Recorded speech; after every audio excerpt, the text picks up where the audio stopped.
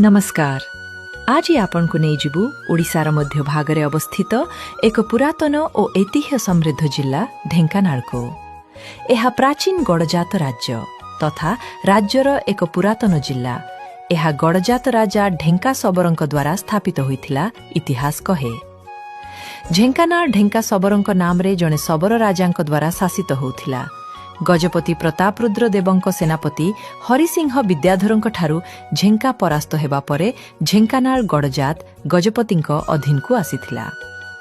ढेंकानाल निज इतिहास रे अनेक घटना देखिछि। मराठांक सह युद्ध, प्रजामंडल आंदोलन, जतन नगर दुख सबु किछि एही माटी रे लेखा अछि। एही माटी देइछि देशर सर्वकनिष्ठ शहीद बाजी राउत। भुवन ब्लॉक रो नीलकंठपुर ग्राम रे जन्म नेइथिबा बाजी राउत प्रजामंडल आंदोलनर सबुठु निर्भीक योद्धा थिले। प्राकृतिक सौंदर्य रे मध्य अत्यंत धनी।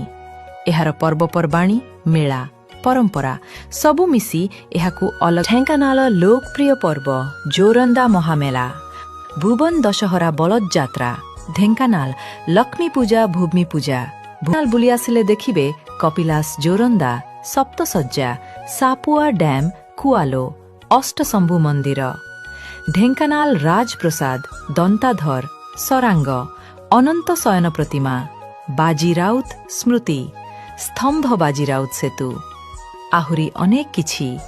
आम ढेंकानाल गजलक्ष्मी पूजा ओडिशा प्रसिद्ध। आम ढेंकानाल बरा हेउ कि मगजी लडु हेउ थरे खाइले पाटिरु छाड़ेनी। ढेंकानाल एक एमिति जिल्ला जेउठारे पुरातन इतिहास और प्राकृतिक सौंदर्य हाथ धरी चाले। थरे आसिले मन आउ थरे फेरी आसिबाकु चाहिबो। आसंतु ना थरे ढेंकानाल।